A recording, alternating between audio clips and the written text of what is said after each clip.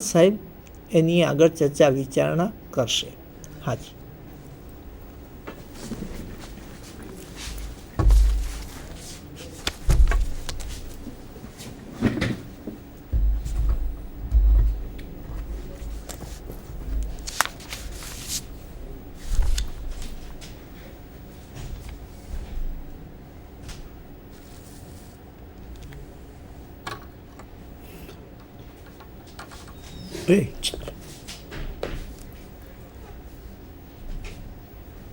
મારે 12 નંબર આની પાછળનું ટેબલ લઈ જાય. આ બધું 12 નંબર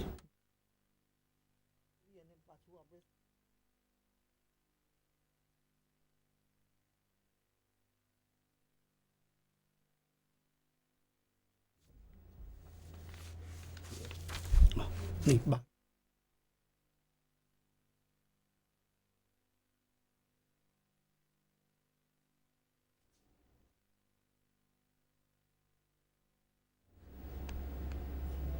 નમસ્કાર. આપ સૌ જાણો છો કે રોકડ અંદાજપત્ર આપણે તૈયાર કરીએ ત્યારે મુખ્યત્વે આપણે સૌથી પહેલાં રોકડ સિલક લખવાની થાય. ત્યાર પછી આપણે જેટલા માસનું રોકડ અંદાજપત્ર તૈયાર કરીએ એટલા માસ દરમિયાન આપણને કેટલી રોકડ આવક મળી એ આપણે લખવાની થાય. ત્યાર પછી એ રોકડ આવકનો સરવાળો કરવાનો, જેને આપણે એ કહીએ છીએ. પછી આપણે એ 3 માસ દરમિયાન કે રોકડ અંદાજપત્રના સમયગાળા દરમિયાન આપણને કેટલી જાવક થઈ, આપણે કેટલા ખર્ચ કર્યા એ વિગત લખવાની થાય. એનો જે સરવાળો આવે એને આપણે બી કહીએ છીએ અને એમાંથી બી બાદ કરીએ તો સિલક આવે. પણ જો બી એ કરતાં વધારે હોય તો ઓવરડ્રાફ્ટ આવે. આ મુખ્યત્વે બાબત આપણે ધ્યાનમાં રાખવી જોઈએ. મારા સાથી મિત્રે એક ભાગ આપને વિગતે સમજાવ્યો છે અને તે રોકડ જાવકનો. મારે જે તમારી સાથે વાત કરવાની છે તે રોકડ આવકના સંદર્ભમાં વાત કરવાની થાય. અને એમાં મુખ્યત્વે જે વાત આવે છે તે આપ સૌ જાણો છો કે આપણને રોકડ સિલક દાખલામાં આપેલી જ છે અને તે આપણી પાસે છે 2,40,135. એ આપણું ઓપનિંગ બેલેન્સ છે. હવે આપણે મુખ્યત્વે વાત જોવાની થાય કે રોકડ સિલક સિવાય આપણને કેટલી આવક થઈ છે. તો આપણી પાસે ટેબલ નંબર 12 છે અને ટેબલ નંબર 12માં આપણને આ બધી બાબતો સ્પષ્ટપણે દર્શાવી છે. એમાં તમે જોઈ શકો કે માર્ચ માસની અંદર આપણે જોઈએ તો ટોટલ સેલ્સ આપણું 1 લાખ છે, 20% રોકડ વેચાણ છે, 80% ઉધાર વેચાણ છે, 2% ગાલખાત પડે છે. 80,000માંથી 1600 બાદ કર્યા એટલે સારા દેવાદારો આપણા 78,400 છે. આપણે લખ્યું છે દાખલામાં કે રોકડ વેચાણ ઉધાર વેચાણના 25% જેટલું છે, દેવાદારોમાંથી 2% ગાલખાત થાય છે. પરંતુ માર્ચ માસમાં માળીવાળેલ ગાલખાતની રકમ ઓગસ્ટ માસમાં મળી ગઈ છે. ઉધાર વેચાણની રકમ વેચાણ પછીના માસમાં 50%, ત્યાર પછીના માસમાં 30% અને બાકીની રકમ ત્યાર પછીના માસમાં મળે છે. કુલ 100% હોય મિત્રો તો 50%, 30% અને 20%. આ રીતે આપણને દેવાદારો પાસેથી રોકડની પ્રાપ્તિ થાય છે. એટલે માર્ચ માસમાં આપણે જોઈએ, if you look at the table and if we concentrate toward the April month, 78,400 સારા દેવાદારો છે. એના 50% 39,200, એના 30% 23,500, એના 20% 15,680. આવી જ રીતે આપણે જોઈએ. આપણે જે અંદાજપત્ર બનાવવાનું છે એ જૂન, જુલાઈ અને ઓગસ્ટ માસનું છે. એટલે આપણી પાસે એક બાબત એવી આવે કે જૂન મહિનામાં આપણને 15,680 રૂપિયા મળે છે. કયા? કે જે આપણે માર્ચ મહિનામાં વેચાણ કર્યું છે તેના. એવી જ રીતે એપ્રિલ મહિનામાં જોઈએ તો total sales 2 lakh, 20% cash sales એટલે 40,000, 80% ઉધાર વેચાણ 1,60,000, 2% ગાલખાત 1,56,800, એના 50% 78,400 અને 1,56,800ના 30% જૂનમાં 47,040. એટલે જૂન મહિનામાં આપણને એપ્રિલ મહિનાનું જે વેચાણ કર્યું છે એના 30% મળશે અને એના 20% આપણને જુલાઈ માસમાં મળશે. એવી જ રીતે મે મહિનામાં ટોટલ સેલ્સ 1,00,000, 20% કેશ સેલ્સ એટલે 80,000, ક્રેડિટ સેલ્સ 2% બેડ ડેપ્ટ 78,400, કુલ સારું વેચાણ 50% 39,200, 78,400ના 30% 23,520 અને એના 20% 15,680 એ અનુક્રમે જૂન, જુલાઈ અને ઓગસ્ટ 50%, 30% અને 20%ના પ્રમાણમાં મળે. આ જ રીતે આપણે જૂન માસના વેચાણની વાત કરીએ તો સદ્ધર દેવાદારો ટેબલમાં તમે જોશો તો મિત્રો 2,35,200 છે. એના 50% 1,17,600, એના 30% 70,560, એના 20% 47,040. એ જ રીતે જુલાઈની વાત કરીએ તો જુલાઈના પૈસા આપણને ઓગસ્ટમાં મળશે 50% 1,56,800 અને સપ્ટેમ્બરમાં 94,080. પણ આપણે એ ગણતરી ધ્યાનમાં લેવાની નથી, માત્ર આપણે 1,56,800 ધ્યાનમાં લઈશું. જ્યારે ઓગસ્ટમાં મિત્રો તમે કોઈ ગણતરી નહીં કરો તો ચાલશે, કારણ કે આપણે સમયની મર્યાદા હોય છે. આમ આપણે જોઈએ તો હવે મિત્રો તમે જૂન માસના ટોટલ કરો તો 15,680, 47,040, 39,200, 1,01,920 આવ્યા. એવી જ રીતે જુલાઈમાં 1,72,480 આવ્યા. એવી જ રીતે ઓગસ્ટમાં 2,43,040 એ આપણને વેચાણની રકમ મળે છે.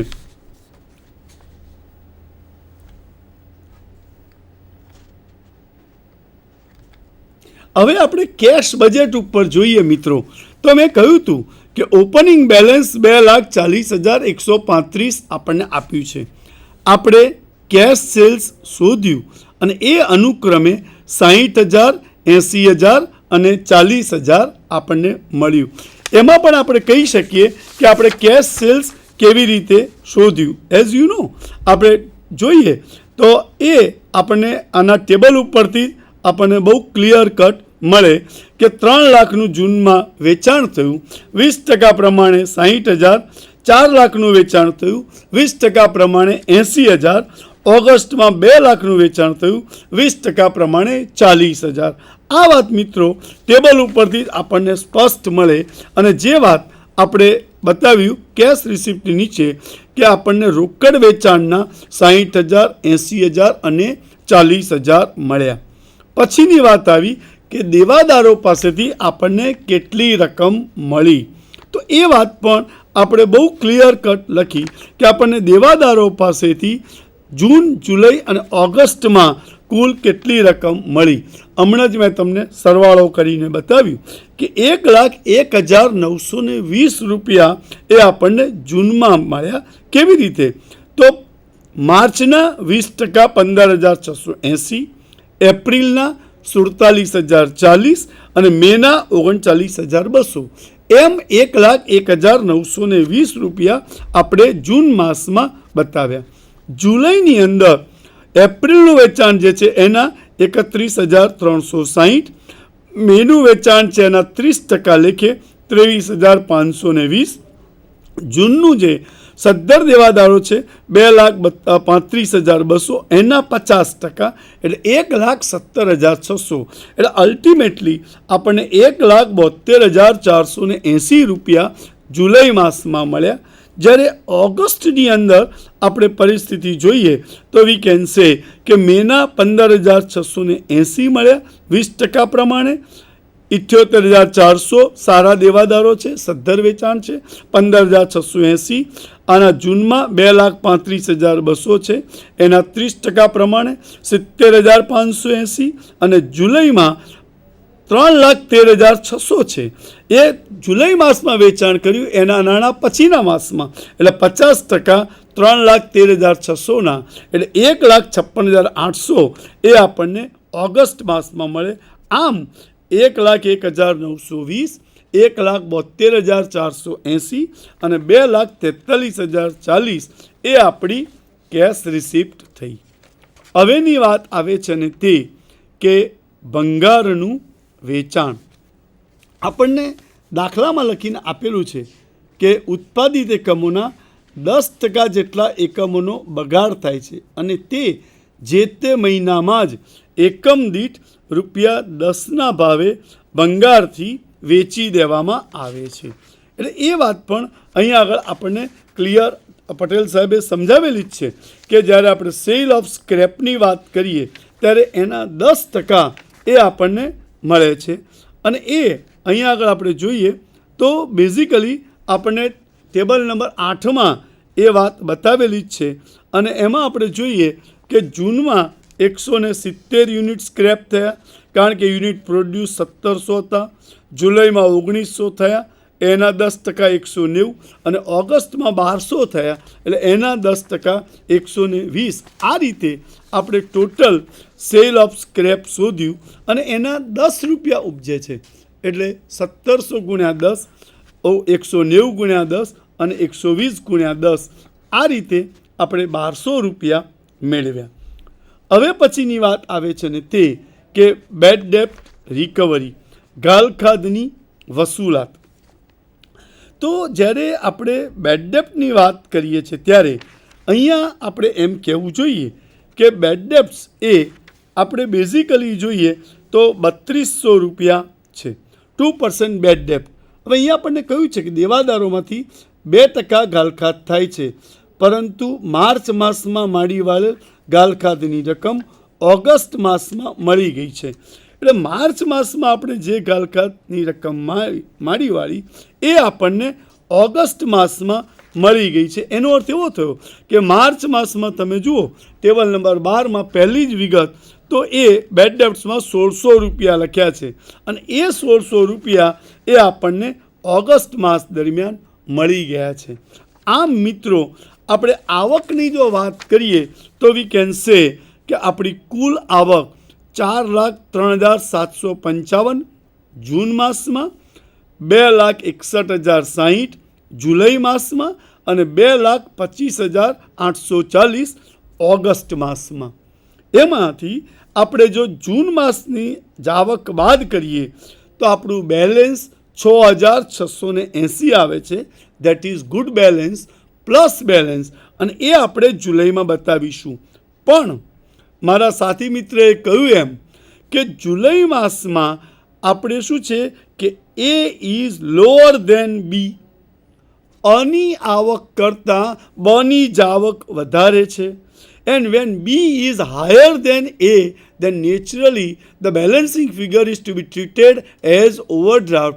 And as per the instruction, you are required to make the payment of interest of overdraft to the respective month, which my colleague has already discussed. And so what I want to say that actually તમારી cache receipt છે 2,61,060 જ્યારે જાવક છે 3,21,060 એટલે minus થાય છે 60,000 અને એ 60,000નું 10% પ્રમાણે તમારે ઇન્ટરેસ્ટ ચૂકવી જેની વાત મારા મિત્રએ કરી છે. પણ મારે જે વાત કરવી છે the closing balance of the July becomes the opening balance of the month of August, and as a result in opening balance of August would be minus 60,000 and એ 60,000 આપણે બતાવીશું. એટલે as a result the same thing will take place કે ઓગસ્ટમાં A is lower than B. Any total receipt છે 2,25,840 whereas the payment is amounted 2,91,245. So here deficit is minus is 65,405. આ રીતે આપણે cache બજેટની બાબતમાં આટલા મુદ્દાઓ મિત્રો ચોક્કસ ધ્યાનમાં રાખવા જોઈએ. હવે હું એક બીજી વાત આપની સાથે કરું કે અમે આપની સાથે જે ડિસ્કસ કર્યું એમાં મિત્રો આટલા મુદ્દાઓ તમારે ધ્યાન રાખવા જોઈએ. તો વન કે all receipts and all payments should be balanced. Suppose, as I have said, if A is lower than B, that means if the B is higher than A, then the remaining balance should be treated as overdraft. But if A is higher than B, no question, whatever the balancing figure is, it is to be treated current clear balance. There is no question. Okay. The another thing that is, when you are recording about the receipts, friends, આ એક યાદ રાખવા જેવી વાત છે. તો આવકમાં મૂડી આવક હોય કે મહેસૂલી આવક હોય એ બંને આપણે લખવાની. પણ શું ધ્યાન રાખવાનું? બિન રોકડ બાબતો, non cash transactions are not to be considered at all while you are recording receipts while preparing cash budget. As my colleague have tried to explain you that suppose if there is bad debt is not to be recorded. But if the bad debt recovery takes place, it is to be recorded because you are getting the cash out of the bad debts and therefore it is to be recorded. At the same time, sale of scrap. The sale of scrap, when you sell, you realize the money out of the sale of scrap. It is receipts. It is to be recorded. So here these are the points. While you are preparing the list for the receipts, you should consider this thing which plays very important part. Otherwise, it may misguide you and you will not be able to get full marks. Okay. બીજી એક વાત મિત્રો મારે તમને કહેવી છે, that is regarding expenses. મારા મિત્રે સમજાવ્યું છે ખર્ચની બાબતમાં. ખર્ચમાં પણ મિત્રો મૂડી ખર્ચ અને મહેસૂલી ખર્ચ બંને ધ્યાનમાં લેવાના. આપણે જાવક થાય, જે વસ્તુ આપણા ખિસ્સામાંથી જાય એ દેટ ઇઝ કોલ્ડ પેમેન્ટ અને it is to be recorded while preparing cash budget. પણ વાત શું ધ્યાનમાં રાખવાની? બિન રોકડ ખર્ચ, non-cash transaction, if depreciation takes place. As I was saying, ઘસારો હોય, ઘસારામાં આપણે કંઈ ગુમાવતા નથી. We don't make the payment in cash against the depreciation, so it is not to be recorded. At the same time, as I have said, say the bad debts, so it is also not to be recorded. બીજી એક વાત આવે છે ને તે કે અહીંયા આગળ બીજી એક વાત એ મારે કરવી જોઈએ કે રોકડ અંદાજપત્રની જુદી જુદી પદ્ધતિઓ છે મિત્રો. આપણે જે વાત કરી એ રિસિપ્ટ એન્ડ પેમેન્ટની વાત કરી, પણ બીજી એક બાબત છે ને તે સુધારેલ નફા નુકસાન ખાતા દ્વારા પણ આપણે રોકડ અંદાજપત્ર